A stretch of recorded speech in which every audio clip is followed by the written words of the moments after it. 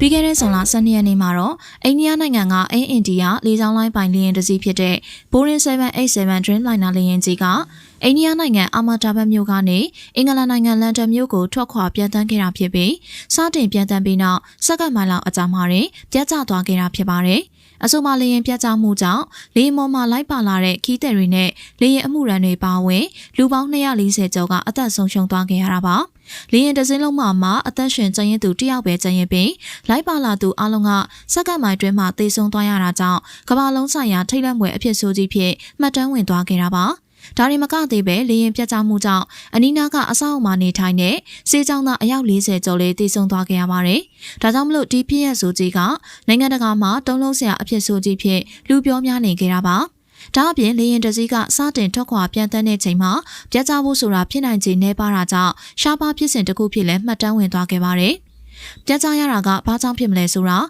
ာလူတိုင်းကစိတ်ဝင်စားခဲ့ကြပြီးစူးစမ်းအပြေရှာနေကြတာပါ။ပြန်မကြခင်မှာတော့လေရင်ပိုင်းလုံး2ယောက်က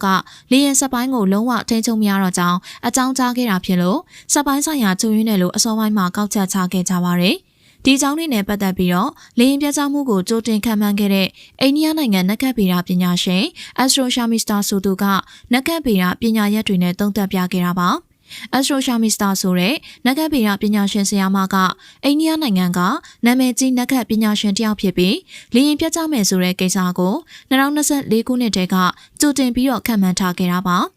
2025ခုနှစ်မှာလေရင်ပြတ်ကျမှုနဲ့ထိခိုက်မှုတွေဖြစ်နိုင်တယ်ဆိုပြီးတော့သူ့ရဲ့လူမှုကွန်ရက် X အကောင့်ကနေပြီးတော့ကြိုတင်သတိပေးခဲ့တာပါဒါပေမဲ့လူတွေကသူ့ရဲ့သတိပေးချက်တွေကိုဂရုမစိုက်ခဲ့ဘဲနဲ့ပေါ်ပေါ်တန်တန်သာသဘောထားခဲ့ကြပါတယ်အဲဒီနောက်မှာတော့2025ခုနှစ်ဇွန်လ9ရက်နေ့လေရင်ပြတ်မကျခင်ရက်သက်တစ်ပတ်လိုလောက်မှာလေ Astro Shamista က2025ခုနှစ်တွင်လေရင်ပြတ်ကျမှုနဲ့ထိခိုက်မှုကဖြစ်ပျက်လာအောင်မယ်ဆိုတဲ့ခန့်မှန်းချက်ကိုအခိုင်အမာစုပ်ကိုင်ထားတယ်ဆိုပြီး Twitter X မှာထပ်မံပြီးတော့သတိပေးခဲ့ပါတယ်။ဒါပေမဲ့ဒီတစ်ခါမှလည်းလူတွေကသတိမထားမိခဲ့ပဲဇွန်လ12ရက်နေ့လေရင်ပြတ်ကျမှုအပြီးမှာမှ Astro Shamista ရဲ့ post တွေကလူမှုကွန်ရက်အသုံးပြုသူတွေကြားမှာပြန့်နှံ့လာခဲ့တာပါ။ဒီလိုပြန့်နှံ့လာကမှလူများကလည်းရှာမီစတာရဲ့ခံမှန်းချက်တွေကိုအံ့အားသင့်ခဲ့ရပြီးတော့ပြောစရာစကားမရှိတော့လောက်အောင်ဖြစ်ခဲ့ရပါတယ်။ရှာမီစတာရဲ့ဟောကိန်းထဲမှာလေရင်ပြတ်ကျရခြင်းရဲ့နောက်ွယ်ကအကြောင်းရင်းတွေကိုလည်းထည့်သွင်းပြီးတော့ဟောကြားခဲ့တာပါ။ရှာမီစတာရဲ့ပြောကြားချက်အရနက္ခတ်တွေကြောင့်ဒီလိုမျိုးစိုးရိမ်ဖွယ်အခြေအနေတွေဖြစ်ပွားခဲ့တယ်လို့လည်းယူဆပါတယ်။ဂျာတာဘရင်းချိုကတလားကို6.5 ဒီဂရီလောက်နဲ့မေထုံရာသီတွေကမြူကာရှိယာနဲ့အာဒရာနက္ခတ်တွေစီရောက်လာတဲ့အခါလေကြောင်းလိုင်းဖွံ့ဖြိုးမှုတွေရှိလာပြီးမဲ့ဘေးကင်းလုံခြုံရေးနဲ့ပတ်သက်ပြီးတော့စိုးရိမ်စရာရှိတယ်ဆိုပြီးရှာမီစတာကဟောခဲ့တာပါဒါကြောင့်မလို့နက္ခတ်ပိုင်းဆိုင်ရာကြည့်မယ်ဆိုရင်တော့ Boeing 787 လေယာဉ်ပြတ်ကျတာကရှာမီစတာဟောကြားချက်တိုင်းဖြစ်နိုင်ခြေရှိမယ်လို့သုံးသပ်နေကြပါတယ်ဒါပေမဲ့လေရင်ကျွမ်းကျင်သူတွေအနေနဲ့ကတော့လေရင်ကစတင်ပြန်တန်းခါစားရဲ့အရေးကြီးဆုံးချိန်မှာရုတ်တရက်ပေါင်ဝါဆုံးရှုံးသွားတာဖြစ်ပြီးလေကြောင်းလိုင်းနဲ့အရှိန်ရုတ်တရက်ပြောင်းလဲတာတွေငှက်နဲ့တိုက်မိတာတွေဖြစ်လာတာကြောင့်အင်ဂျင်နှလုံးကရပ်တန့်သွားတာဖြစ်နိုင်မယ်လို့ခန့်မှန်းထားကြပါတယ်။အမေရိကန်လေတပ်ကလေရင်မှုဟောင်းနဲ့စီးပွားရေးလေကြောင်းဘေးအန္တရာယ်ဆိုင်ရာအတိုင်ပင်ခံဗိုလ်မှူးကြီးတယောက်ကတော့လေရင်ပြတ်ကျတာမှာဖြစ်နိုင်ခြေတွေအများကြီးရှိနေပြီးတော့အင်ဂျင်စွမ်းဆောင်ရည်ပြဿနာတွေလေရင်အလေးချိန်များတာတောင်ပန်ပြင်ဆင်မှုမကောင်းတာဒါမှမဟုတ်လေရင်ရဲ့တက်နိုင်စွမ်းကိုထိခိုက်စေနိုင်တဲ့ပြင်းထန်တဲ့ချုပ်ရင်းမှုတစ်ခုခုဖြစ်နိုင်တယ်လို့ပြောလာခဲ့ကြပါတယ်။လေရင်မပြတ်ကျမီကနဦးရရှိခဲ့တဲ့ခြေရာခံအချက်လက်တွေအရ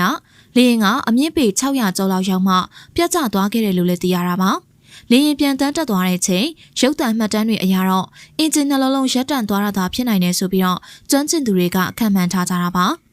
လေရင်ပြတ်ကျမှုအကြောင်းအရာတွေကတော့ကျွမ်းကျင်သူတွေနဲ့ပညာရှင်တချို့ကအမျိုးမျိုးခန့်မှန်းနေကြတာဖြစ်ပြီးတာဝန်ရှိသူတွေကတော့အိန္ဒိယနိုင်ငံလေရင်ပြုပြင်ထိန်းသိမ်းရေးဌာနကိုစုံစမ်းစစ်ဆေးဖို့လှုံ့ဆော်နေကြတာပါအကြောင်းရင်းတွေကဘလို့ကြောင့်ပဲဖြစ်ဖြစ်ဒီတစ်ခေါက်လေရင်ပြတ်ကျမှုကြီးကကြီးမားခဲ့ပြီးလူပေါင်းများစွာရဲ့အသက်တွေကိုစက္ကန့်မှန်တွင်းမှာချွေယူသွားတာဖြစ်ပါတယ်သေဆုံးမှတ်တမ်းစင်းရဆိုရင်တော့အိန္ဒိယနိုင်ငံသား159ယောက်ဗြိတိန်နိုင်ငံသား53ယောက်ပေါ်တူဂီနိုင်ငံသား9ယောက်နဲ့ကနေဒါနိုင်ငံသား1ယောက်ပါဝင်ပြီးအဲ့ဒီထဲမှာမွေးကင်းစကလေး2ယောက်ပါဝင်ကလေး17ယောက်လည်းပါဝင်တယ်လို့သိရပါတယ်။ဆုံးပါသွားသူတွေထဲမှာမိသားစုလိုက်တွေလည်းပါသလိုမိသားစုတွေဆွေမျိုးသားချင်းတွေစီတွားရောက်မဲ့လူတွေလည်းပါဝင်နေတာပါ။လေရင်အမှုရန်တွေကလေရင်မယ်တွေကဆိုရင်အသက်20အရွယ်မိန်းကလေးငယ်တွေလည်းပါဝင်တာကြောင့်မိဘတွေဆိုရင်တော့ရှင်ကွဲမတက်ကိုခန်းစားနေရတာပါ။ တင်မှတ်မထားပဲကွယ်လွန်သွားခဲ့ရတဲ့စေးကြောင်းသားတွေအတွက်လည်းအားလုံးကဝမ်းနဲ့ပူဆွေးနေရပြီးဒီဖြစ်ရဆိုကြီးကတမိုင်းမှာမှတ်တမ်းဆိုကြီးတစ်ခုဖြစ်နေထင်ကြံနေရခဲ့တာပဲဖြစ်ပါတယ်။ကြည့်ရှုနေကြတဲ့ပရိသတ်တို့အနေနဲ့ရောဇွန်လ12ရက်နေ့ကပြတ်ကျခဲ့တဲ့အိန္ဒိယနိုင်ငံပိုင်အိန္ဒိယကလေယာဉ်ဖြစ်ရနဲ့ပတ်သက်ပြီးတော့ဘယ်လိုမျိုးထင်မြင်မိလဲဆိုတာကွန်မန့်မှာပြောပြပေးခဲ့ကြပါဦးနော်။